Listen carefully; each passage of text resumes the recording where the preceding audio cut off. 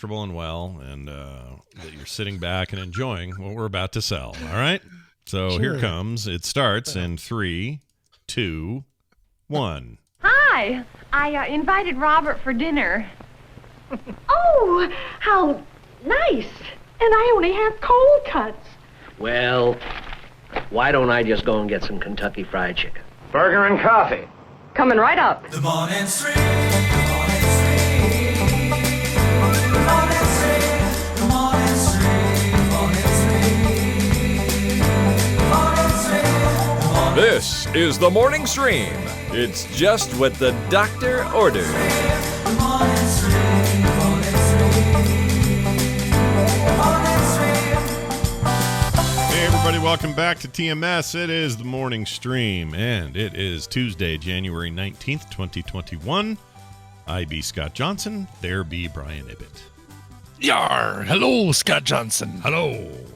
You be cleaning those decks, and then you be putting the sail up, or whatever pirates do. These pipes are clean. I guess he wasn't a pirate, but No, but it's fine. the pirate ship reference. Yeah, very well done. Welcome to the show, everybody. It's Tuesday. We're glad to be here. Hope you're all well. Yes. Is it the day? It's not the day of. Wait, today's The day not before. It's the day before the inauguration. Inauguration tomorrow. A grand every 4 to 8 year tradition here in the States United. Right. It's nothing weird this time. It's all good. Everything's good. Part of me wants to be a dick and set off firecrackers tomorrow during the for the inauguration, because Do it. it seemed like we had some neighbors that set those off anytime. Anytime was there a was happy any Trump sort day. of, Sure. Look, Trump accomplishment. So that's- really, they didn't set them off very much. yeah, no, look, why not? Let your freak flag fly. Go ahead and pop off, Yeah. Brian. Pop off. There we go. Yeah. I'll do that. I'll pop off. Pop Pop off. off, pop off, pop off. Pop off. Oh, speaking of any excuse, that's a fantastic thing. Can't not do it. Nope. Yes. Welcome to the show. I want to thank the hundreds, and I mean hundreds of people who sent information about Gwyneth Paltrow's vagina candle exploding. Holy cow! And I really want to. I want Snopes on this. I want Snopes on this case. Yeah, someone needs to. We need a thorough investigation before we're willing to accept us at face value. Because I'm the same. I'm like, sure, whatever. I know that if you leave a candle burning for too long, glass is glass and heat is heat. And if you're in the right conditions, you can pop the glass and the whole thing will fall apart because you were dumb and left it on all night. Like, that's a candle thing, not a Right. Gwyneth And that won't Paltrow be an vagina explosion. thing. That'll be a crack. But basically you'll just get wax melting all over the damn place. Right. So for those not caught up on this, Gwyneth Paltrow made a candle for her Goop brand that is basically it's supposed to be her vaginal candle, her Virginia. Okay. Yeah, I mean that even is it's a floral candle that Gwyneth Paltrow alleges smells like her nethers. Yeah, which I don't believe for a minute. I don't because it believe just that either, it's just a yes. lovely candle. The reason I know And is I because fart rainbows, Gwyneth. What do you think of that? I know you do because I've seen Yes. the colors come out of your I poop pants. Tootsie Rolls. Want to Of course. That's where do you think, compare? where do you think they come from? Tootsie Right, Rolls have an exactly, origin. yes. So anyway, this thing was given to me by a friend of the show, Cleo. She sent that to me as a gift. And Yep. I've fired it up numerous times. It's a lovely candle. It's just a nice candle. And I've let it burn down pretty good before. But here's the story. And there's a whole bunch of sites and newspapers and stuff echoing the story. So I'm not saying that's proof, but it's out there. So here's how it goes. Gwyneth Paltrow candle. It says here, her vagina candle reportedly explodes in the UK inside of a woman's home. Better than a woman's. Well, anyway. Yes. The Paltrow candle didn't pass the smell test, according to a report. I don't understand that. That's weird. Okay. Anyway, this candle the actress peddles on Goop exploded into flames in the living room of a UK woman who won the odoriferous product on a quiz or in a quiz, according to The Sun. You know that reliable The Sun With Oh, all yes, the yeah, Sun. Yeah, one of the great reputable sources. Sure, journalism's never known a higher mark than what they get out of the Sun over there.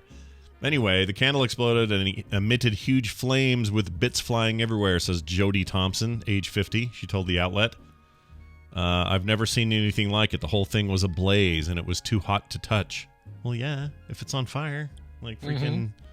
Okay. Says there was an inferno in the room.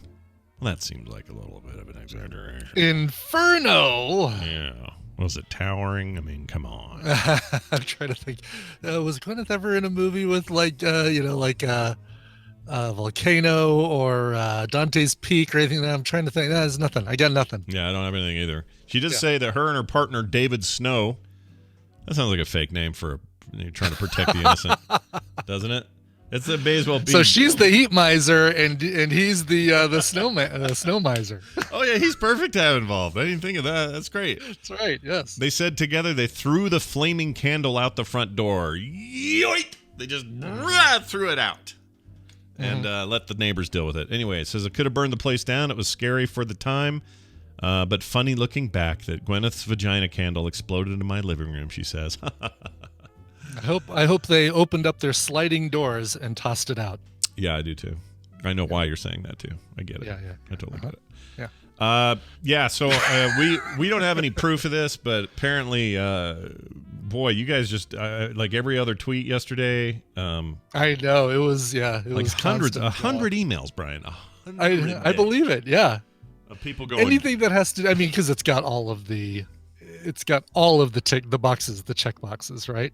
Oh yeah, this would be a story they'd give us even if we didn't have intimate relations with that candle already. You know what I mean? Right. Like if we didn't already have that candle, we would have still had people say, "Oh, this is a great TMS story."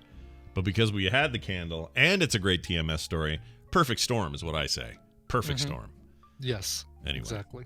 So 50. So I'm looking at the article from the Sun. Okay. And the last photo that they put in the article is a shot of this woman's home. Okay. Her entertainment center. All right. Her nice hardwood floors. That it looks like she keeps her candles and a lava lamp on. Yeah. Very hip. Very cool. All right. But I mean, they can't like a hardwood floor and then just the lava, like basically right on the candles, right on the hardwood floor, right next to like those paper dangly things next to your TV. And yeah, I'm gonna say we may be looking at someone who's really bad at home fire safety. That's right. Is what we're looking at. Yeah, this and person. 50 centimeters, if my math is correct. 50 centimeters, because she's saying a 50 centimeter flame left from the candle out the glass jar. Am I right that 10 millimeters is a centimeter, right? Yes, correct. It's all tens. So 500 millimeters, which is the length of this ruler. Yeah. I'm holding in my hand. Yeah. That's how high the flame was. Yes. So here's a dramatic reenactment. Oh, sweet. Look. Oh, it smells like Gwyneth Paltrow's vagina. I'll just light it. I don't know. I think maybe she's full of it. Dear. I think something happened. I think David Snow snuck some glycerin in there, did something weird. You know what I mean? Like that's a little much. The stuff in there is just wax. Yes, exactly. I think I think this woman is trying to come across or trying to get across that something about Gwyneth Paltrow's vagina is flammable. Oh yeah, That they actually put like Kiss's blood in that comic book. That they actually put some of. Oh my gosh! Put some of Gwyneth into every jar of candle. Yeah, then you're cooking with gas. Right. Do that. Exactly. So I call BS and Snopes, when you're done actually fact checking important things, please look at this article. And thanks for everyone who sent that. That just shows you're engaged, and we appreciate that a lot. Okay. Also, we heard from a listener. This is Tim, who wrote in and said, so this is a really interesting perspective. I'm so glad he wrote in because we've been talking kind of ad nauseum the last, week or something about what movies were so hugely most impactful. impact. Yeah. Impactful, influential, or whatever in our formative years. And for us, or for a lot of people, John Hughes fits that quite nicely. Others have mentioned others, and then we've tried to figure out what generation has what and that sort of thing, and which ones carry forward and all that. So we've been having that back and forth conversation, and in comes this perspective that I had just not given any thought to. So I really like this. Tim says he has thoughts on what movies matter when you grow up, and he says, I was born in 1980 and grew up as a Mexican kid in a small racist town, USA. He didn't say what town. I've driven through there, and I've gotten gas, I think, at their gas station. Rifle County. Anyway. Says, I hated all the John Hughes movies. Just full of shitty, rich white kids and the whole world in front of them, and they're still miserable. There really weren't any movies. He's not wrong. He's not. It says there really weren't any movies about Mexican kids. Maybe La Bamba or American Me, but those weren't great for kids. I guess I related to the black people movies most, like Friday and the Kid and Play movies. Interesting perspective. Really I hadn't good thought point. of that. Like, what a bunch of whiny boobs we are sometimes, you know? It's true. The only one of the characters that was even barely scraping by in all those John Hughes movies, and somebody might be able to offer more, but I think it was Molly Ringwald's character in... I'm sorry, not Molly Ringwald's. Molly Ringwald in Pretty in Pink was...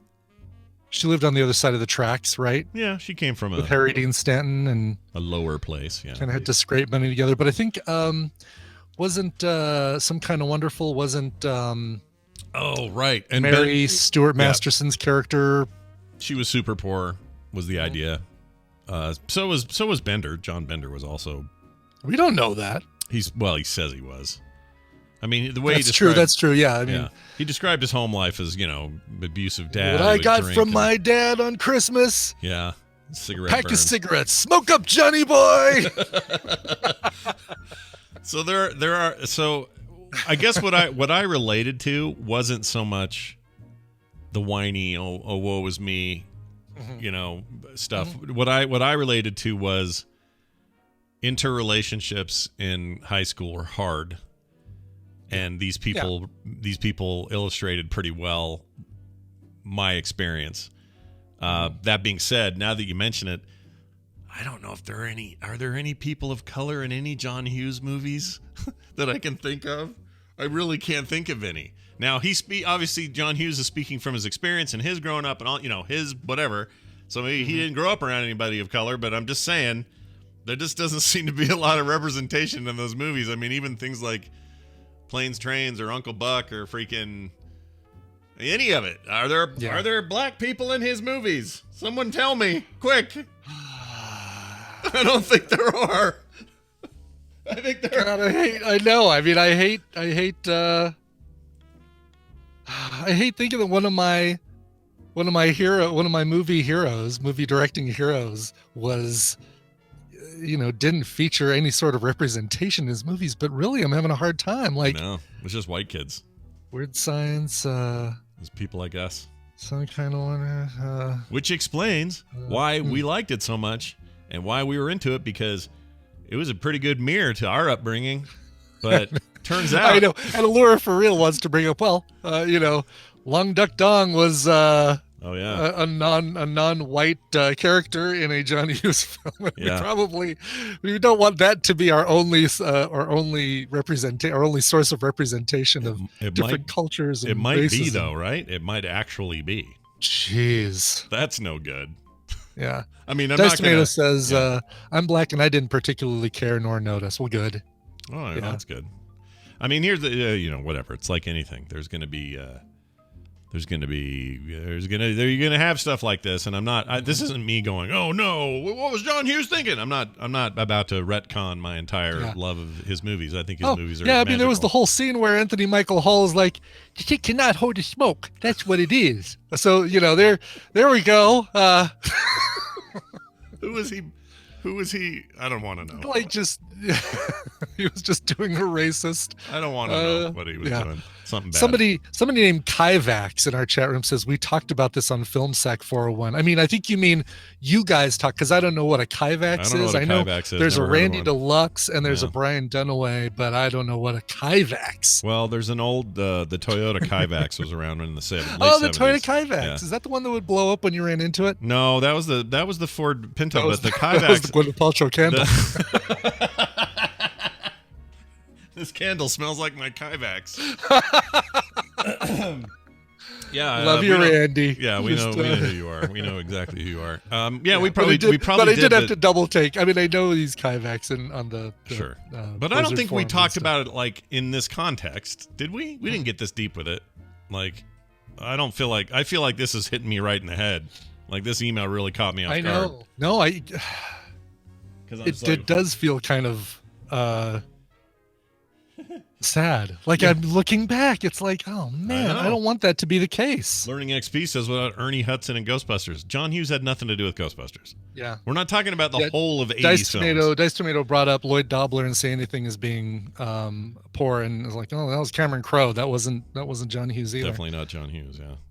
Oh, you're making it see, but I love these movies. It's not, I guess what I'm saying is it's okay to feel like you relate to a thing, but it would be good if during the 80s when I was being brought up, if there were, it would have been better if we were better at representation in film and entertainment. Just hey, I'm gonna redirect, or I'm gonna deflect, Scott. Hey, how about that Sex in the City? Huh? Oh yeah, that was good for rich white women, huh? Yeah, let's look at that. Yeah, that was real good. Just push our discussion. Yeah, and they were all about these white men. How about that Sex in the City? Yeah, Sex in the City. It definitely fits. What about they're Seinfeld? doing not a reboot, but another 10-episode sequel on HBO. Really? Yeah, and Kim Cattrall. Well, Kim Cattrall and Sarah Jessica Parker. Let's just say they don't get along. So, are they not going to be on together then? No, Kim Cattrall is not participating in the Sex and the City reboot. I didn't know they didn't get along. Was that true the whole production? It was apparently true. I guess. Yeah, she. Kim Cattrall was on an interview. I guess I could just call her Kim at this point. Kim was on an interview with Piers Morgan and said something about how she never felt like they welcomed her as part of the group. And I'm guessing that they were like, there was like a little cliquish thing between Cynthia Nixon and Kristen Davis and Sarah Jessica Parker that they didn't include Kim Cattrall in. I know why. Is the age difference that big, you think, or what? I know what it is. Mannequin? She was in Mannequin and they're pissed. Mannequin, he was yeah, they hate Mannequin. And who can blame them? I hate Mannequin too. Had that horrible Starship song in it, like the worst James Spader performance you'll ever see. Yeah, is about a mannequin who comes to life. What? Who would want to hang around? Oh with you? My God! Speaking of Film Sack, that does need to be on the list. I think it probably is or has been or good. Hey, let's check with this Toyota Kyvax in the chat room. Maybe he can the new Toyota Kyvax. Get in there and get that on the list there, buddy pal. Well, anyway, we've had our what do we things. This is great. All right, we have time for the news today, which is lovely because sometimes we run out of time, but not today. Yeah. And it starts with this.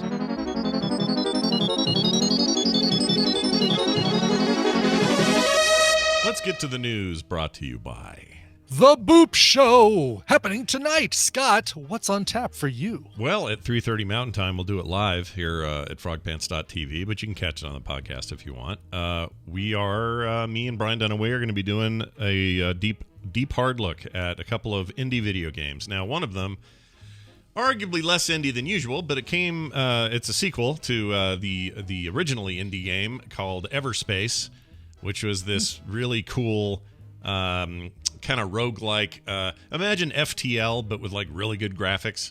It was kind of like that. Okay. And this is a sequel to that, and it's a very, very different game. I played a ton of it, and I'm very excited to talk about it. So come and hear what me and Dunaway have to say about the games we've chosen, plus a whole bunch of other fun stuff. We do it on the weekly. That's at frogpants.com/BOOP for details, or you can just search for it wherever you get your podcasts, and you'll get it there. Okay. Brian, let's start today's news off with this story.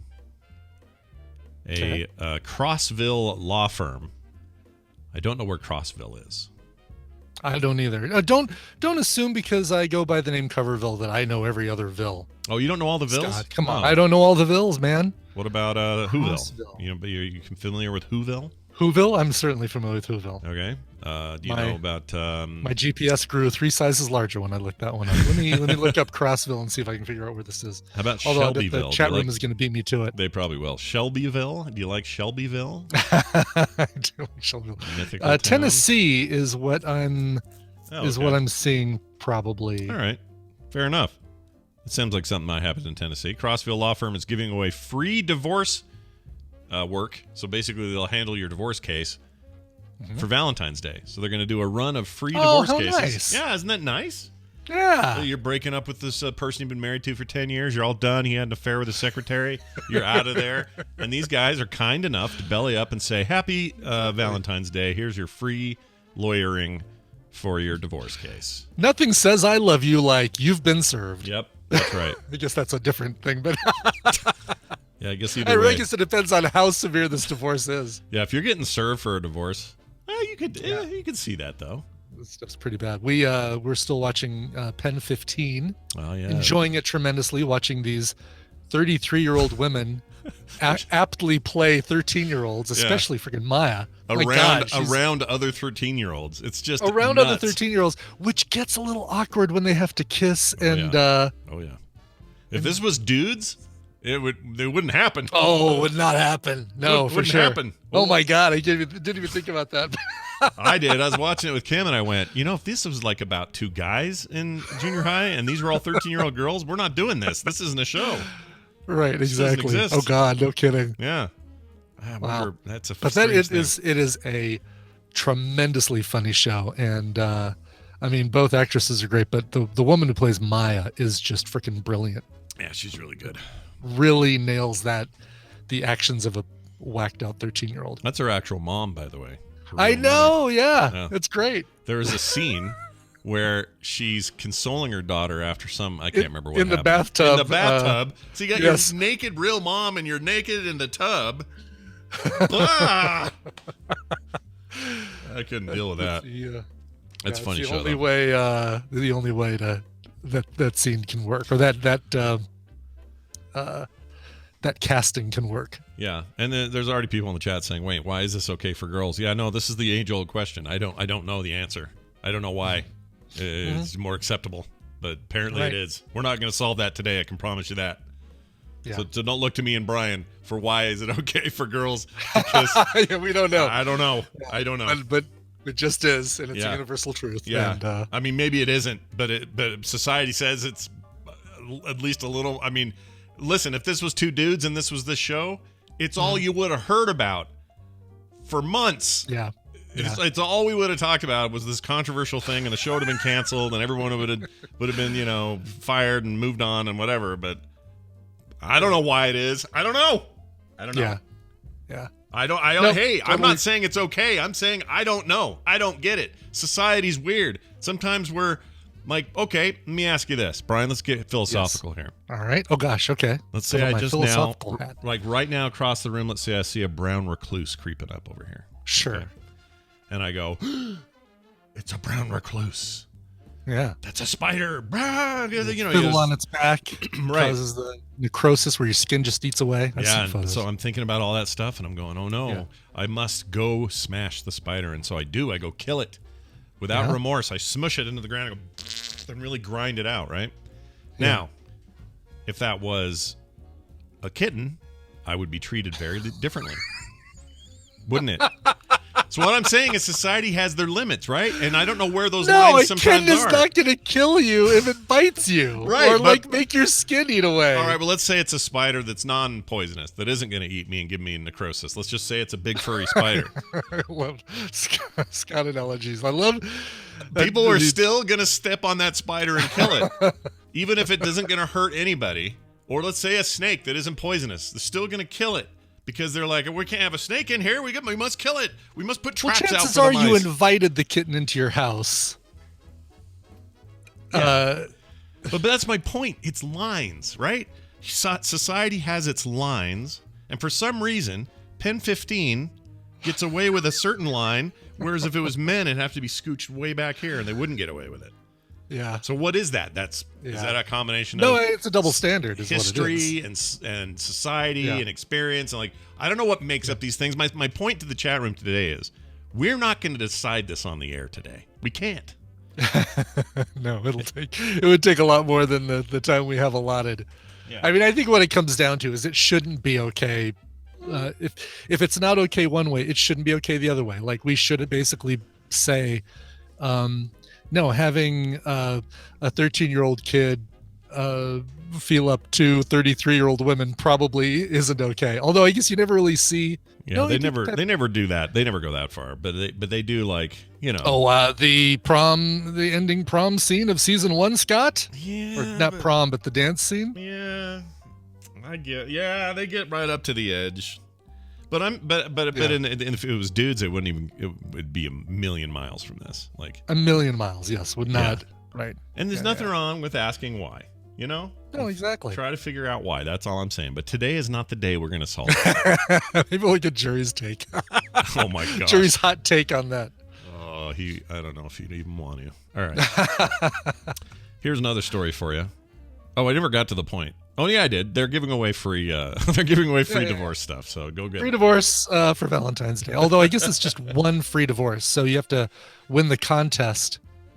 I want to know what the criteria is. Like, do you have to have the worst marriage? Is that what they're going to be rating? Like, they're going to be like, you write it and say, my husband does this and this and this, and that's why I should get the free divorce. Exactly. How are they going to distinguish or discriminate? Maybe they just take as many as they can until they run out of, there's like a limit of 20, and then they just do 20. No, there's one. There's what, like, says conducting a contest to give away a free divorce for Valentine's Day. Free. I thought it was just free divorce stuff. Interesting. I want to see if we can get. There's got to be like an application page, and I want to see. Here we go. All right, the divorce must be agreed upon by both parties.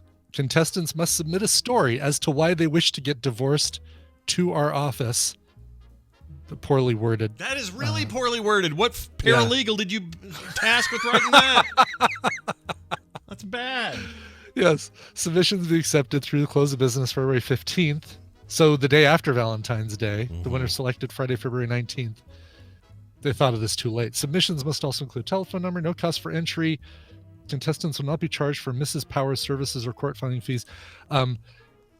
Obviously, the obvious thing is that they'll give away one prize and they'll have a bunch of people who now can become paid clients who didn't win. It's a great marketing thing to be able to say, what this is. Oh, you didn't win, but we'll handle your divorce for this much. Yeah, we'll file for free, but that means you got to sign on for the full meal deal. You're totally right. That's what this is. And we're helping promote it. We're helping them with their promotion right now. Is what we're doing. Right, exactly. Yes, it's well kind done, of law firm. Well done. Kind of brilliant. Yeah, good job. All right, here's a better story. What was that movie with Tom Hanks where he hung out in an airport all the time, or for a long time? The Terminal. Terminal. That's what it was. The Spielberg deal. Well, we have a story that's a lot like that. A man lived inside O'Hare Airport for 3 months before he was detected. This is O'Hare is Chicago, right? Yeah. O'Hare, Chicago. Sorry, I jumped onto. I got to keep going here because I linked to the PowersLawCrossville.com website. Yeah. And all right, so before you go there, you're going to a website for a law firm. Yeah. I'm going to tell you that they've got full motion video on their homepage at the top of their page. Good. I won't What go do you there. think that full motion video of a law firm would be? Okay, that's interesting. Hold on. So my natural tendency to say like any of these things, or even like drug commercials, people are supposed to be out having fun, hanging out at the park, dancing, whatever, like just people living their lives in some like sort of nicely filmed way. Right. Yeah, exactly. Like B-roll of, we'll help you get through it and all that. Yeah. That's not what this is. It is a video of a tiger yawning that they've got going forward and then in reverse. Why? because it looks initially you're thinking, oh, the tiger's roaring, and then you see the telltale like the cheeks kind of mushing together like a cat does when it yawns. Are you kidding me? I'm not kidding. I gotta give this to you. Wow, that's really weird. Okay, that's legit weird. Yeah. Here, and then they show it forward, and then they show it in reverse, and it's like a constantly looping, and then they've got like Oh, you gotta see like this, chat. blurry dust particles to make it look like it's, like they photographed this in the wild. Why? Why? I don't know. I mean, I guess Margaret Jane Powers is a tiger, is a yawning tiger, hidden dragon. Is that? You think they just had someone's kids good at websites, and they're just like, "Can I do the cool lion reversing itself and like yawning over and over? Would that be okay?" I guess. Yeah. Wow, that's ridiculous. I love that it's yawning, and then somebody's gonna say, no, it's roaring. It's like, no, it's clearly yawning. Yawning. Yeah, there's no roar there. That's officially one of the strangest things I've ever heard. All right. Well. All right. Sorry. Let's talk about. Let's talk about Tom Hanks. Move on to somebody living in O'Hare. Tom Hanks is stuck in an airport. Everybody. A man lived inside there for 3 full months. Nobody knew he was there. He's a California man who people say claimed to be too afraid to fly due to COVID-19. Hid out for months in the O'Hare International Airport until this weekend and got arrested. Aditya Singh. Aditya Singh, I think is it. Age 36. He's charged with felony criminal trespass to a restricted area of an airport and misdemeanor theft. In Bond Court Sunday, prosecutor says Singh arrived at the O'Hare Airport on a flight from Los Angeles on October 19th and allegedly has lived in the airport security zone ever since without detection. Cook County Judge Susan Ortiz reacted incredulously to the news, saying, "So, if I understand you correctly, you're telling me that an unauthorized, non-employed individual was allegedly living within the secure part of the O'Hare Airport terminal from October 19th until January 16th and was not detected. I want to understand you correctly." She was just blown away. It sounds like a Judge Judy clip. God, it does. So if I understand you correctly. And she starts doing this. Shut up, sir. I'll get to you. Shut up. I love when she does her watch thing. Like, hurry up. She's great. Put her on the Supreme Court. What are we doing? No kidding. Yeah, I'm all for that. I'll vote. Would she be eligible? I guess you could be eligible as long as you're in good standing with the bar, right? You don't have to. I think so. If you've got somebody wacky enough to put your name forward and you get passed, why not? I mean, come on. Would we really put somebody from a reality show in a place of power like that, Scott? I mean, that seems crazy now that you say it that way. You're yeah, right. Come on. Yeah. No one's ever going to take somebody whose previous fame is almost exclusively from a reality show. She's on the NBC. host of a reality show. Seriously, would we put her in a position of power like that? No. I can't imagine it. I just can't imagine that happening. Well, anyway, here's what he did to survive there. There's a couple of United employees found him, asked him for his identification. He said he lowered his mask and showed them an airport ID badge that he was wearing around his neck. The badge actually belonged to an operations manager who had reported it missing since late October. So the employees called 911. Boy, they did more work there than they did my last time I flew with their airline. Right? United is garbage. I hate United. Hate them. Yeah, I don't like flying United. Never had a good experience. Anyway, Haggerty and Singh reportedly found the badge in the airport. Was his claim is he was too scared to go home because of COVID. She told the other judge the passengers were giving him food, stuff like that. Here's the thing. If you're afraid of COVID, and that's why you're staying. See, I don't buy this because an airport is a transient place full of people coming in and going out. If you're going to get it, you're going to get it there, not on that one flight. I agree. I don't think it was did he just get to the airport and decide that he was too afraid to fly? It's weird. Because of COVID? Yeah, but he stayed at the airport instead of going back to his home or wherever he was staying in Chicago. It's just really weird. It sounds like hokum. I think he made up. It does sound like hokum, because of COVID. We're going to be using that for a long time. Oh, what's why'd your you excuse? Steal that car? COVID. Yeah. Why did you? Why aren't these papers on my desk at 8 a.m.? COVID. COVID. All right, Yeah. moving on. Oh, this is great. But good on him for staying undetected for 3 months. That actually is pretty damn impressive. I know. You think they'll do a movie? They could do a movie. And you have. I'm not trying to be. This isn't me being, typecasty or anything. But have Sure. that dude from. He's in the new Marvel thing too, but he's from. Camille Nanjiani. Yes, Nanjiani. Have him play this guy. Make it a comedy. Dude, he's really funny. Do three months of this guy hiding out in O'Hare. Nate, you got your movie. There's your script. He'd still have to be super buff. He'd have to explain why he's super buff. Oh yeah, because he's really buff right now. He's super jacked right now because of the Eternals thing. Yeah. And he puts up like Instagrams and stuff, and he's not letting it go. He's as buff as I've really? ever seen. So like I think they're finished. Are they finished I think filming, they're or did they finished. just pause it because of COVID? I think they're done, and he's just staying buff. Well, I mean- you know what? I mean, if I looked like that, I would do everything in my power to stay looking like that. Right. So yeah. I wish when I was 118 pounds, or no, 218 pounds, or whatever I was in 2015. I wish I would have stayed there. That would have been great. Mhm. Yeah. But I didn't. Ice cream in the northeastern area of China has tested positive for COVID-19. Oh no, they're gonna have to sequester the ice cream. Yeah, the ice cream can't see any relatives. It Mm. was really looking forward to that birthday party with bubblegum squash. That's not a real flavor. I just made that flavor up. Do you mean butternut squash? Wait, What did I say? Bubblegum squash? bubblegum squash. I don't even know why butternut squash. That's not a. That's not a ice cream flavor either. Yeah, of No. ice cream. No. Bubblegum squash is my drag name. When I'm Yeah. on RuPaul's Drag Race, I'm going to be Ooh. a bubblegum squash. I'm voting for you on there. Let's see. This ice cream is so 3 ice cream samples: chocolate, strawberry, and taro, or taro. I guess taro fruit or whatever it is. Taro. No, taro root. Like root, what root. poi is. I always think of fruit, but it's a root, right? It's a root. It's a root. Taro root. Yeah. Okay.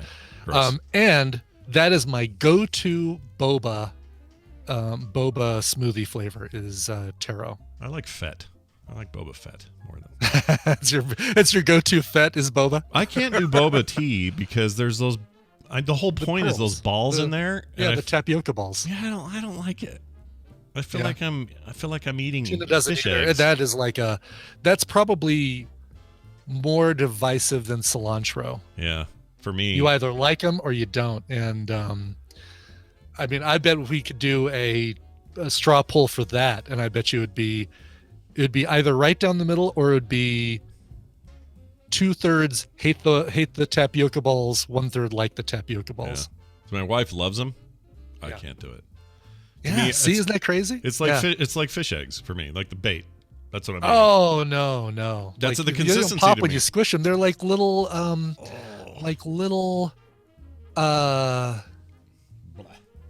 licorice bites or something, but not. I mean, They don't taste like licorice. I Well, mean, it's like yeah, and they don't. I don't mean in. it's like having gummy worms in your drink. Yeah. That's actually Yeah. right. Yeah. But that's gross. That's gross. Yes, when you put it that way, yes. Now you say, put your gummy worms in your drink. Right, No, right. I don't want to. I don't want to do It's that. a drink that it requires some concentration because you're sucking up through the straw and all of a sudden shunk, you get a it's like the bank just gave you your deposit slip back because you didn't fill out the right thing. Oh, I love what's that called? Pneumonic Vacuum tubes. vacuum tubes. When I was growing up, I wanted a whole house. Yeah. It was just everything's connected with vacuum tubes, like at the bank. I love that stuff so much. Just that rattle and that sound, and off that thing goes, and you have Shunk. to have it be Yeah. transparent so you see it flying through the house. I know. You know Oh. why? It's because it was the Jetsons. It was the closest thing we had to the Jetsons. Pneumatic tubes, that's it. Pneumatic. Thank you. Yes. Yeah. What is Donnie? Donnie says vacuum. Vacuum tubes. It's magnets, Donnie. It's done with magnets. Donnie thinks it's vacuums. That's like the third Big Lebowski reference I've heard today. It's making me want to watch that movie. Oh, but that's not Big Lebowski. Isn't That's it? Just Shoot Me. Oh, you're right. It was David Cross on Just Shoot Me. You can't say Donnie without me. Right, thinking, without you thinking of Buscemi. Yeah. I get What it. is that about? I You're just out your element, Donnie. Yeah, I You know can't. what you're do talking it. about, Don. Do I Donnie. have anything with Donnie in it? Hold on. An audio clip with Donnie. I have things like this. Donald is very obviously shown here. I mean, look at his hairdo. Okay, that's great. Donnie Pneumatic. That's really funny. Donnie Pneumatic Tube. You wouldn't have walked out of that movie. I wouldn't have walked out. That would have been a great movie right there. Yep. All right. Dealey might just put the David Cross bit into chat if you have any interest in. Hold on. Let me look at this here. Okay. Why am I unfamiliar with it? Oh, yeah.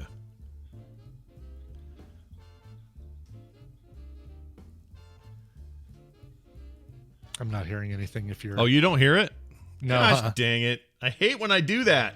It's all right. Sorry. It's But as okay. long as the chat room's able to hear it. No, they can't hear it either. Oh, okay. All right, now let me try that again. Okay. Here we go. Hey, Donnie! I think I finally got those tubes figured out. You see, it uses hot air to force the capsule through the tubes. Donnie says vacuum.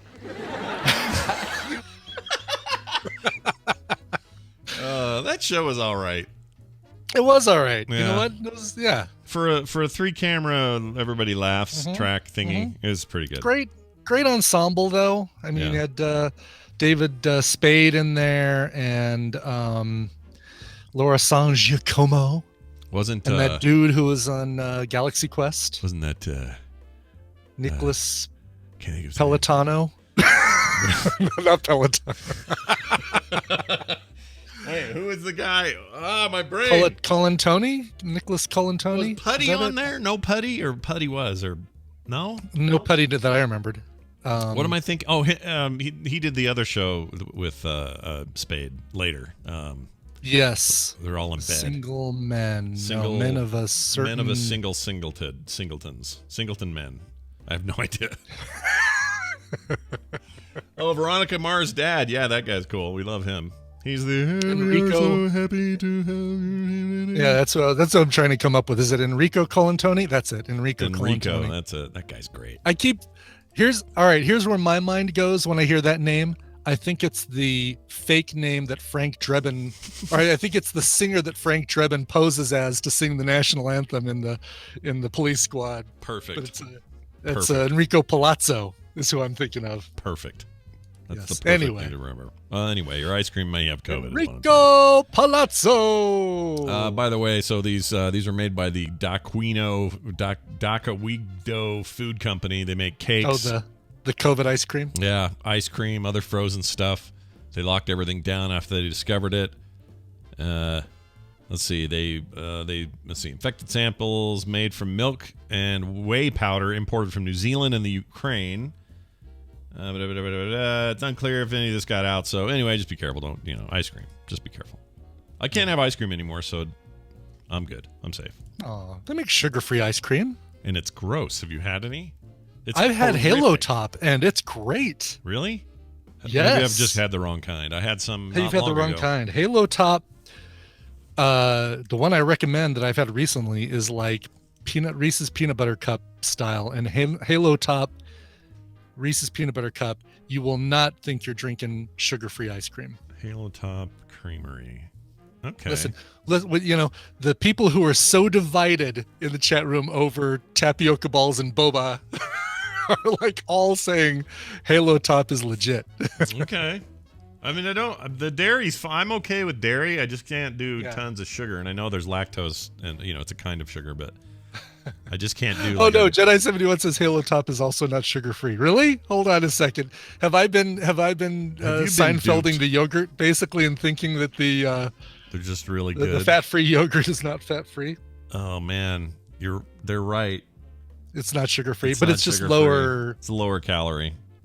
Oh yeah. Well, it's also so I guess it's got stevia and but it does have some cane sugar. Yeah.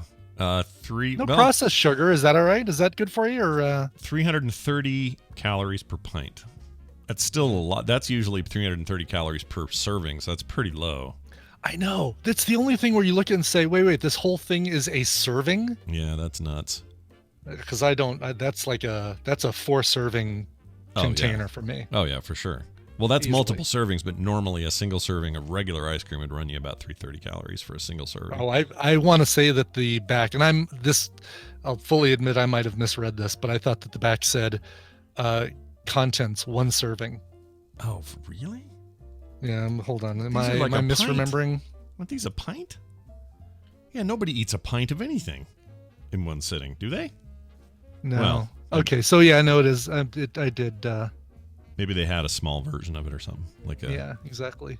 little self-serve. Look at the nutrition label on each pint of Halo Top. The serving size is still the typical half cup, but the brand plays up the go ahead and eat the whole container. That's where I'm getting that. You bought right into that marketing. Well done, Halo I didn't. Top. I don't. But I misread it, but I didn't follow it. No, I feel you. All right, we're going to take a break. When we come back, Justin Robert Young will be here. I'm going to start things with an email today because I got this thing to read him.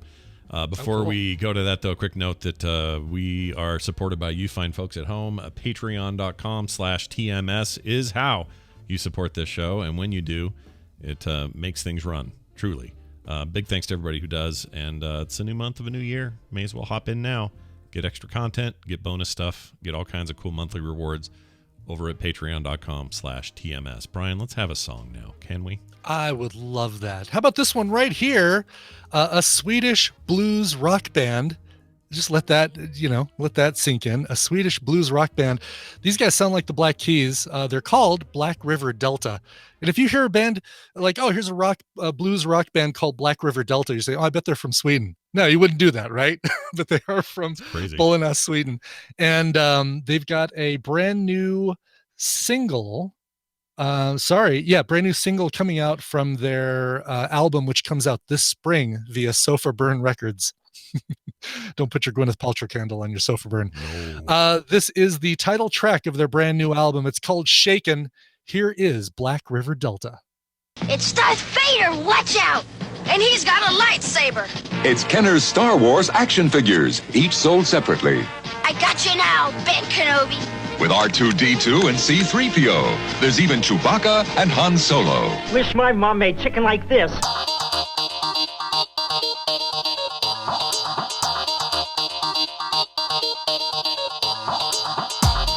Up, down, up, down.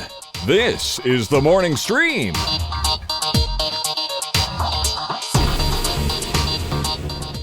Whoops, I was muted. And we're back, everybody. Hi, we're back from our song break that took 4 or 5 minutes. Yeah. Don't you just think we didn't just play music, because we did. We totally did. Oh yeah, I heard that. It was great. It was a really good song. I really liked that. Yeah, that was awesome. Good. Very, very good. All right. Justin Robert Young going to be joining us here in a second. We'll do a little jury duty today. It's our civic duty to do jury duty. And we look forward to doing our duty. Always got to do your duty. I mean, that's the thing I really believe in. So let's start it out right. These are their stories. Oh, I'm terrible with names. Welcome to the show, Mr. Justin Robert Young. 1 day shy of the United States inauguration of a new president after a 4-year term. Exciting times all around. Justin, welcome to the show. Oh, hello, friends. Oh, hi. Ooh, you're very quiet. I hear barely. Oh, hold on. No, I just turned on my mic, which was probably why I was quiet. It's got to warm up. Yeah, it's got to warm up. It's old school. Just all right, how about now? A little louder, a little louder. A little louder? A little bit louder now. How about now? How about now? Maybe tiny bit up more, a little more. All right, how about now? That's pretty good. Let's do that. Perfect. Cool. Hey, it's Justin Robert Young. What's going on, man? How the heck are you doing? Oh, you know me.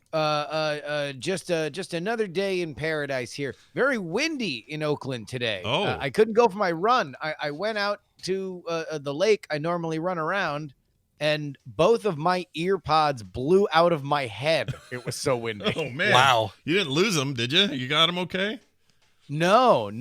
I did stop me from running around the lake because I was afraid that they were just going to blow off into the water. Yeah, no, that's no good. Oh my gosh! Wow, that's high. That's brisk winds. Yeah. We had some of that at our own selves, but that usually means snow's coming. For you guys, it just means, what does it mean when it happens to you when you get a lot of wind? Nothing. I don't know. It's never happened before. Yeah. So we're all going to find out. All right. Oh, gosh. 2021, surprises around every corner. Okay, I'm going to start today's discussion with a quick email because why not? Sure. I didn't prepare you for this one. It's not much to prepare for, but it's interesting. This is Carter wrote in, not my daughter, somebody else. Another Carter. Yeah, although pretty funny. This person's name is Carter Smith, and the character that we saw in the TV show when Kim was pregnant with Carter, which was an episode of ER, wasn't it? No, it was CSI. No, it was a frick. What? It's one of those like Twilight Zone shows, but it's not Twilight Zone. Right. Tales from the Crypt or Outer Limits. That's it. Outer Limits. Okay. Watching an episode of Outer Limits, and there's a female lawyer lady, and her name was Carter Smith. So this guy's got her name, his name. Or he has her name. Anyway, that's where we got her name either of from. them are Coach Carter. No, neither are Coach Carter. Or Jimmy Carter. Okay, check this out. Or Linda Carter. Says, hey, Mo, Larry, and the cheese. I assume Jury's the cheese. I don't know what that means.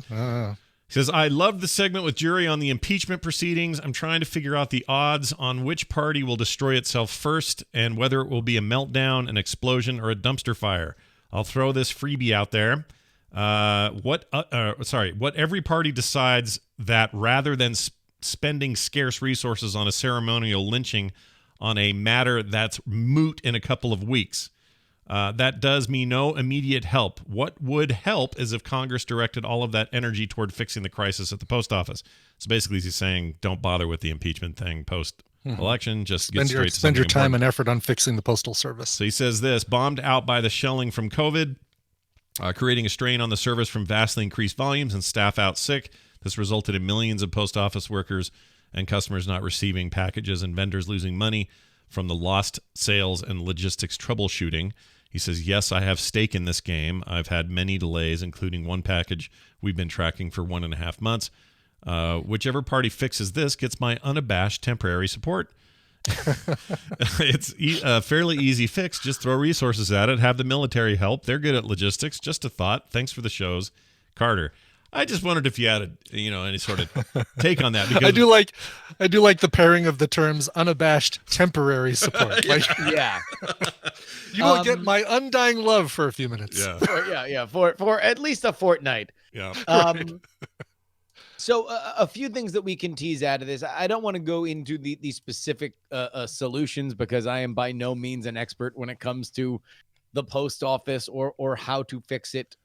Particularly, I will say that what he's suggesting is basically what people are betting on in Congress. That the further we get away, I mean, as of right now, as we speak to you on Tuesday morning, West Coast time at least, Donald Trump has scheduled the rest of his presidency. Yeah. He is going to take off from Andrews Joint Air Force Base early Wednesday morning. He's going to skip the inauguration. At that point, he will have no more presidential power. And what folks in Congress are betting on, specifically, I think some of the Republican senators who would not like to be on the record voting to remove a Republican president, is that the further we get away from not only January 6th, but also the Trump presidency, the more naturally our eyes will fixate on problems that are in the here and now and not a punishment that needs to be meted out for somebody that is no longer in power. So time heals. I suspect that is their strategy. So kind of not time heals all wounds, but time tends to add buffering so people can get distracted by other things. Other things get more important. What we are all fired up today about may not be a big deal tomorrow because we've had some time. So that's kind of what they're doing, right? They just and also it's what Joe Biden wants to do. Like, as much as people make a you can say that the first 100 days is only ceremonial because we gave it the name the first 100 days. There's nothing magical about it. It's not like there is a sacred energy that reverberates throughout the chamber or anybody's particularly nicer in those first 100 days. The only thing that the first 100 days really buys you is the idea that other things have yet to happen. And that's what happens in government. Other things happen. Crises happen. Issues happen. certain politicians face other problems, and now they have their alignment shifted 1 degree left or right. So if you are operating with a playing field, specifically one that now is advantageous to the Democrats because they control the Senate by way of a 50-50 tiebreaker with Kamala Harris, then now might be the time to hit the gas on what you want to do as opposed to taking time out to impeach. But that's going to be up to the leadership of the Senate in the next couple days. Now, you're in California. How does it work when, I know this has already probably taken place and I haven't paid a lot of attention to it, but Kamala Harris stepping down from her job in the Senate to now assume the job of vice president and / president of the Senate. How do they replace her? What is that process? Do we have to vote for somebody or not? No. That's already done. She will be replaced by, I believe, oh man, I'm gonna say Padilla, but I don't think it's Padilla. An incoming senator that was named by the governor. He will then run for her seat when her term comes up in this next midterm, because she was elected the same night that Trump won to the Senate back in 2016. So he will face a test in the next 2 years. So that's a state governor decision, not decision to do it. Padilla. But Nice. I got it. Padilla. It is Padilla. Okay. Yes. The governor names the replacement, and so when Kamala Harris resigned, she resigned to the governor, but he had already made his selection on who would replace her. So back to this not mythical, but the first 100 days, which we've kind of enshrined as a thing. No, it might be overhyped, but it is not mythical. It is not. It does exist. There are 100 days. It is not a centaur, nor a minotaur, nor any other mythological beast or creature, or anything else with half man, half horse. Any of those? Any combination of those? So what was my point going to be with that? Why is that so important? I mean, is it just here's the time you have to establish all of your plans, your changes, your tweaks, your agenda? Why limit it to 100? It's not like there's an election at the end of that cycle where suddenly there's a big upturn. No. In fact, it's not a coincidence that it's the furthest away from your election that you will be, which is part of the other thing, is that it is the dark side of the moon when it comes to elections. You are never going to be further away from re-election of the president. Here's why it's important. And a lot of this has gotten clouded by the fact that we don't have what for most of our lifetime has been the regular schedule for these kinds of elections, specifically the idea that an election happens on election night, we have a winner, and then the nation, whether or not they're upset or excited, agrees, all right, well, this person's going to be in charge. We all gave it our best shot. If you don't care about politics all the time to stop caring about politics. If you do care about politics, now you're going to care about the first 100 days. You have a relative time of calm usually. We do not have that this time. We did not have that after 2016. You're able to negotiate with people behind the scenes, and more specifically, it shows you what the priorities of the president are going to be. Because obviously during a campaign, a lot of things are said. Yeah. And so now you're going to really get the first measure of what they want to do. Do they want to go big initially? Do they want to get stuff done? Like maybe have more middle of the road stuff that they want to hammer in? Beyond that, you have the question of if there is going to be any kind of opposition based on the idea of a mandate. Like that's something that we usually used to hear about. Okay, well, there's a mandate for the president to do X, Y, or Z. Yeah. And now, I don't even know if that exists anymore now that we are very, very, very bare knuckle in terms of how much we fight for every inch of legislative real estate.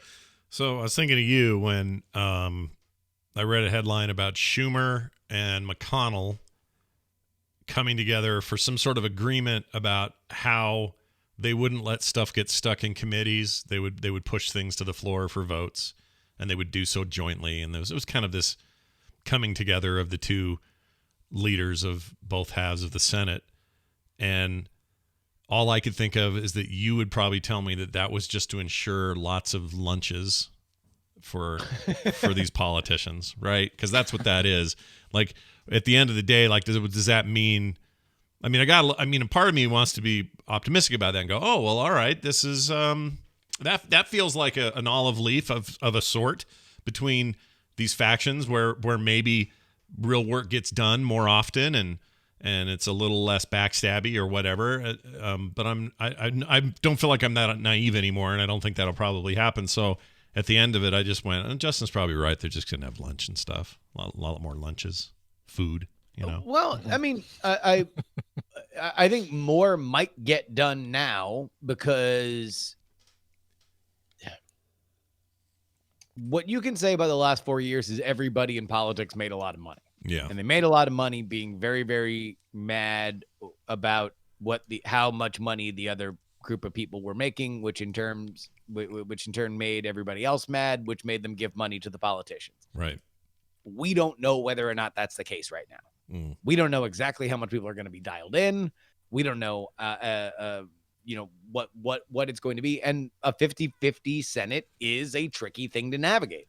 Like you don't have one party that can block stuff. You got two. So I think it is advantageous for both of them to say, all right, well, let's let things kind of go forward a little bit more. But you are right, Scott. At the end of the day, all roads lead to lunches for the Senate. Just as I suspected.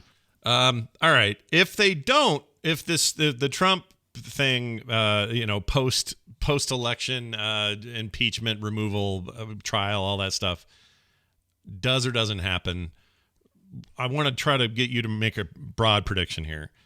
Let's jump to 2024. Who do you, if you had to pick today? Do we have to? Yes. Are we going to really, like, I'm doing can very we well just with the chat savor the right next now. 4 No years? one's called I me just a want- white supremacist and a racist yet. Can I please go one This is one all I segment want. where you're not going to make me talk about Trump? Here's all I want, because I don't. Let's forget about Trump for now. Let's say he's out of it, and I know that if he was actually removed by the Senate and the vote went through, he can't run for office again. If they don't, he could. But let's just for a second pretend he's not going to run again at all, and has nothing to do with anything in 2024.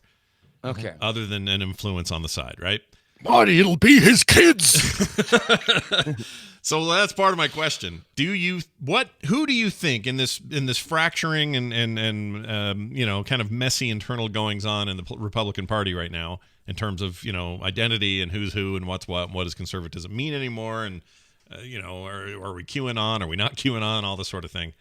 Who in that miasma do you if you had to pick today, because I like when you make predictions, who do you say, oh yeah, that guy will be the front runner in 2024? Again, no Donald J. Trump in the mix.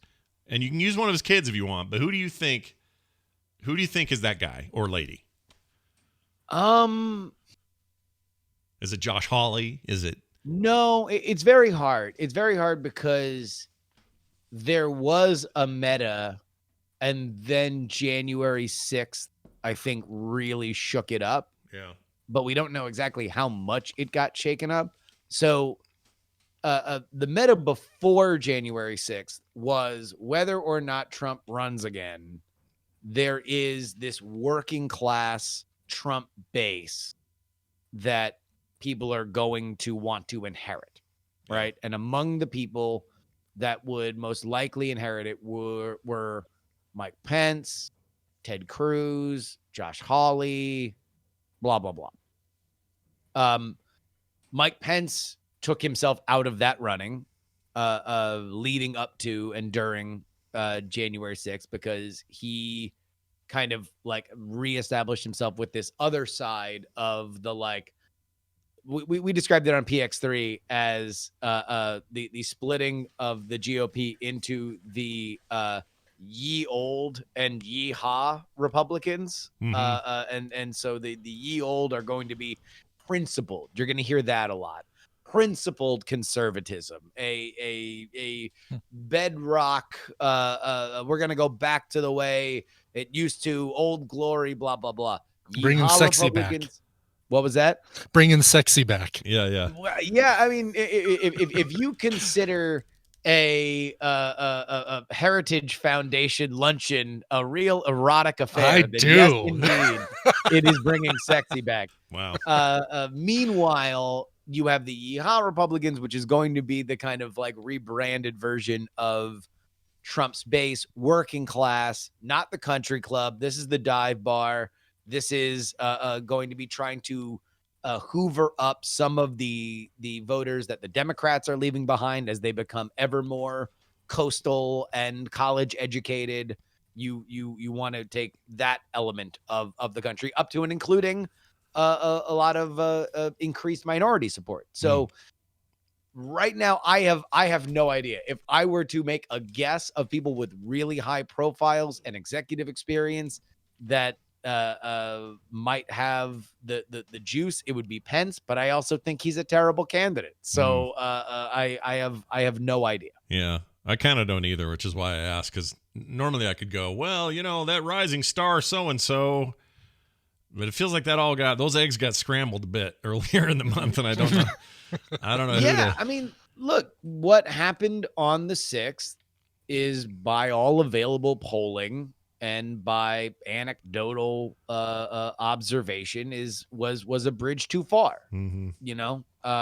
If they had stayed outside the Capitol and just chanted, it would have been something that I think Josh Hawley and Ted Cruz would still be there saying, well, look, if Trump's old and he decides he doesn't want to run, or God forbid something happens to him health-wise, then that's theirs for the taking. But as soon as they run up into the Capitol and start, smashing stuff and stealing laptops and trying to sell it to the Russians and the Q shamans there and all that, like, that kind of takes it from a theme of revolution to actual revolution, and in general, that is an all or nothing proposition, and you can't do that from inside the government. Yeah.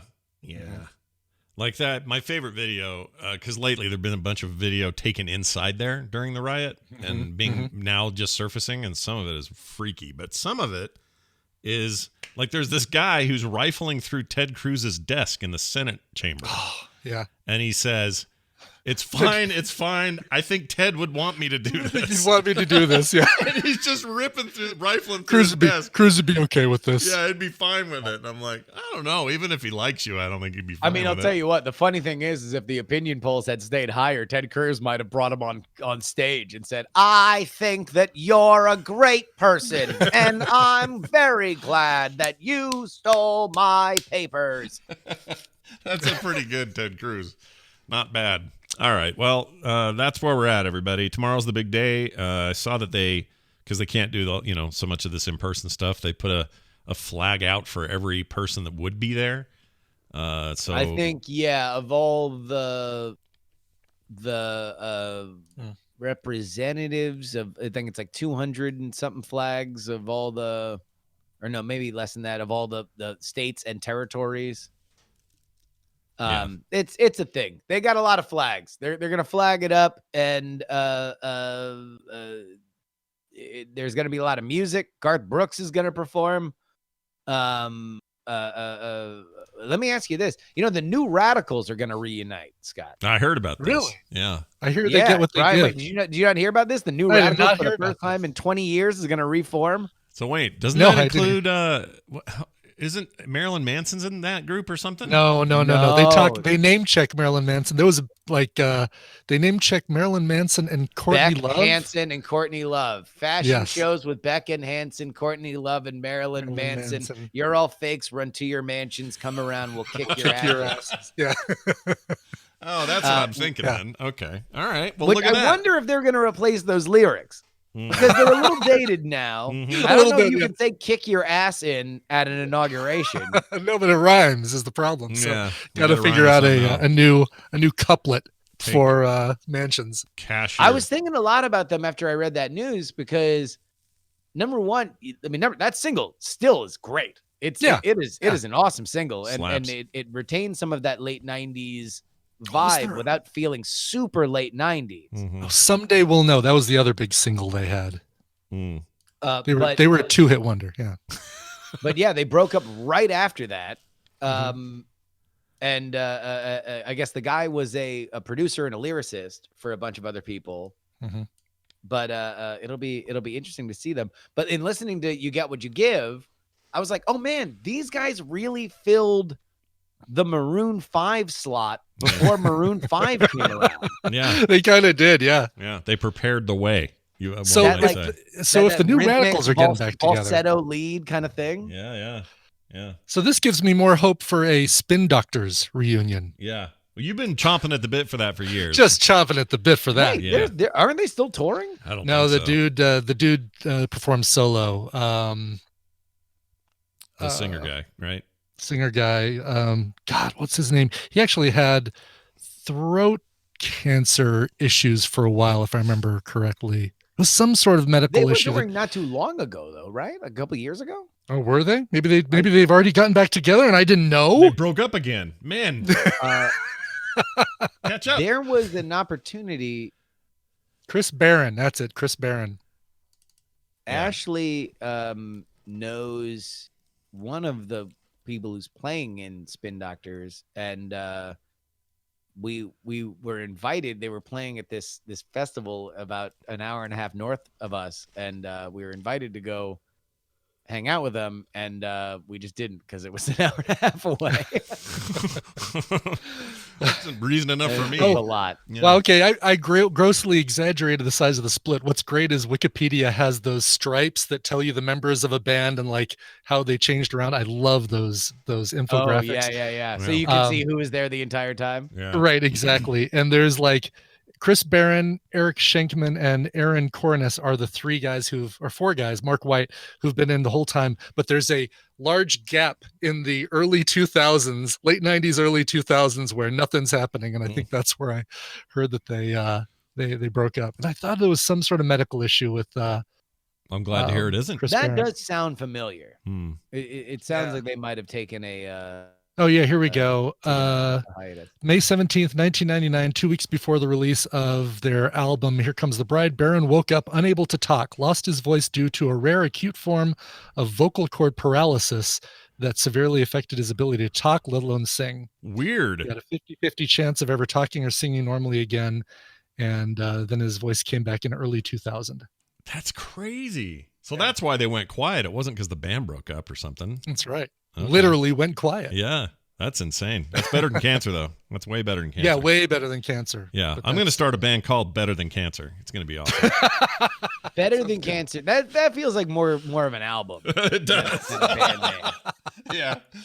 Well, we'll see what we can get In done. fact, your band name should just be Cancer. Yeah, there you go. And the album And then should the be album, Better Than Cancer. Better than cancer. Yeah, I like it. Well, we've solved all the problems, that included. Hey, Justin, it's always fun to have you on. Tuesdays wouldn't be the same without it. But there's more. And is there anything in particular you should be making people listen to this week? Sure. So obviously, Inauguration Day episode coming out tomorrow of Politics. We will be joined to reset the political world by my mom. My mom comes back on the show. Oh, the great write-in vote of 2016. That's fantastic. That's right. Yeah, presidential vote receiver in 2016 and 2020. Two-time presidential vote receiver, Gloria Young. And we will be talking about that. Oh, and I got a new merch store.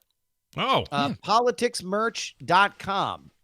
Politicsmerch.com is where you can get your PX3 merch, mugs, masks, pillow. Somebody got a pillow yesterday, a t-shirt, all sorts of very stuff. Cool. Oh yeah, look at that. But yeah, the logos for Politics, for Raise the Dead. Raise the Dead Season 1, Raise the Dead Season 2. It is all there for you. Just head on over to Politics Merch. I love it. Yeah, this is awesome. I'm amazed you got politicsmerch.com. Feels like that would have been a URL that was snatched up, but good job snatching that up. Yep. I'm a snatcher, baby. If Van was a little younger, he's almost 2 now, so he doesn't wear these anymore. But I want to get that logo onesie with your face on it for him. He's too big now, I actually have a mask on the way. I got a mask, but I think I had to do one with the Raise the Dead logo on it because it would be too weird if I had a mask with my own face on the mask. That would be. Well, we did that with Ibbot. That would be a little weird. We did that with the Ibbot face, and I don't know if I ever saw you wearing it. Did I see you wearing it, Brian? I don't know if you did. I have it upstairs. One of these days, you got to wear it. It would be a little fine. small for my giant head. Yeah. Yeah. It would be fine if we were in like a con situation or something like that. I just don't know if I have the fortitude to walk around and just have it dawn on people like, is that the same guy? Is that you? Is he wearing anything at all? Your own? Should I be mad at him because he's not wearing a mask? But is that actually? If I wore a picture of my face on a mask, then people would know what my face looked like. Yeah, actually, maybe you're onto something here. Personalized face mask for everybody. Then we're not so strangery to each other. We just look like anime characters where our mouths don't move very much, right? We're just sort of, how's it going? Yeah, maybe just the mouth. No, because then nobody gets the mouth size right. No, you know, it always just looks like you have a gigantic mouth. That's the issue with the mask when I wear it, is that it doesn't, like, it looks like I've got a much smaller mouth in a little black square. I've yet to find one that truly fits me because I have a giant noggin. There's just I've got. I'll talk to you after the show, Tina. I've got some masks. Oh, you got some larger ones. All right, maybe you can find me some hats while you're at it, because it's the same problem. I can't find any hats that fit me. I can't help you there. All right, Justin, always a pleasure. Check this out. Whoops. The jury will now retire. I remembered it. Justin Robert Young, everybody. We'll see you later. Well done, sir. Yep. Didn't have to be reminded. Oh, I see someone in the chat tried to remind me. I didn't see your reminder. I did it on my own, Dreadneck. I did it on my own. Okay. Brian, good news. All by myself. Good news. We have a bonus mashup today. Ooh, bonus. Yeah, a bonus. Bone us. All right? This is what we're going to do. We're going to play this bonus mashup. It's called Bonus Mashup Aussie Woman. And I'm told by Jamie that this features a lot of Brian impressions. All right? Really? Aussie Woman, though. All right. Okay. Yeah. So sit back and let this wash over you like a warm stream. Here it comes. Okay. Right now. Hey, just getting my pollen. Don't mind me. They got a thing in their bum. Just getting some pollen.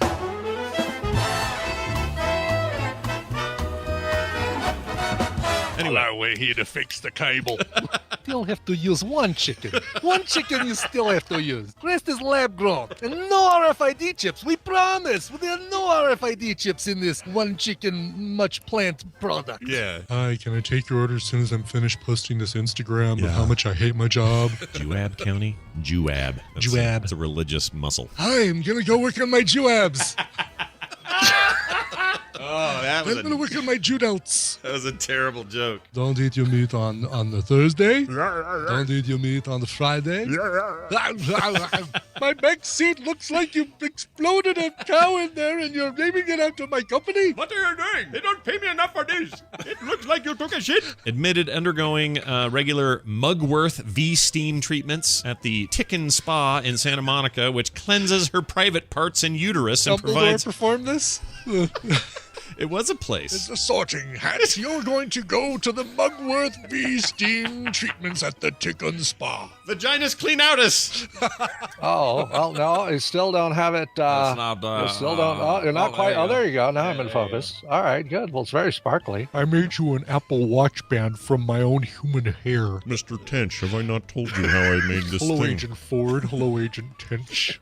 You know, I was going to throw that lawnmower out, but, be a much better idea. Yeah, is we to should shoot that shit. take it, fill it up with tannerite, and go shoot it in the woods. That's right. Well, quesalupa is going to be my appetizer, and I'm going to have a taco salad and a Mexican pizza right after. Could you take these same 7 ingredients and make a whole nother dish? That's right. Thank you. This next paragraph is a quote. You need to do it in one of your accents for the All Australians. right, so this is a female, so higher voice, Australian. All right, here we go. It had to jump a couple of fences to actually get to me, and by the last fence I thought, oh my god, this kangaroo is not going to stop. I like that you prefaced it by saying, all right, female, and then just didn't do anything close. Exactly. Yes. Or are you saying all females in Australia sound like men?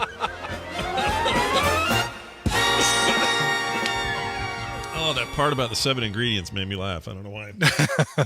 Also, you doing a voice of what's his name on that show and talking about Agent Tench makes me miss that show. I know. Yeah, it makes me miss Mindhunter. So good. Gosh dang it, Netflix. Work a deal out. Come back, Mindhunter. I need Come to know. back. Bill Tench sitting on a bed with his hands in his face. I can't just be left like that. Yeah. Yeah. Oh, it's such a good show. It made me choke on this smoothie my wife made me. Got a seed in the wrong hole. Hey, look at this. Hello. We're done with the show. I'd like to thank everybody for being here. Thanks for listening live, and those who listen later, for those who support us, and everybody else in between. Frogpants.com/TMS.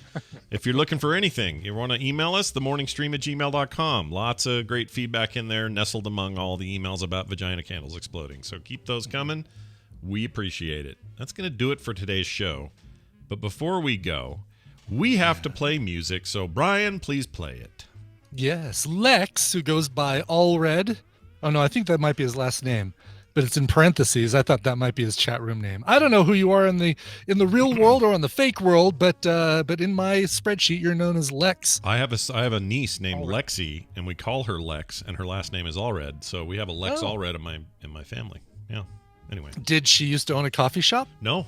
Nope. Oh, okay. She's too young. Well. She's I think she 20. I think she's 20. Okay, yeah, 21. that's a little young to be used to owning a coffee shop. I'll tell you how I figured that out. Okay. So Lex's email begins, I used to own a coffee shop, and okay. And this person was a regular visitor. When I found out he made music professionally, I looked him up and found this amazing cover. I'm also a big fan of his blues rock project, Raven Eye, but this is such a fun cover, I keep going back to it. The performer's name is Ollie Brown, O-L-I Brown. And this is some great, man, it's an all blues rock music day here on the show, which is just fine with me. It's a great genre. This is Ollie Brown from the 2010 album Heads I Win, Tails You Lose, with a cover of Blackstreet's No Diggity. Oh, it's perfect. All right, we'll see you guys tomorrow for another Wednesday edition of the show. Thanks for being here. We'll see you then. This show is part of the Frog Pants Network. Frog Pants Network. Get more shows like this at frogpants.com. It takes heat to bring out the odor. Uh-huh.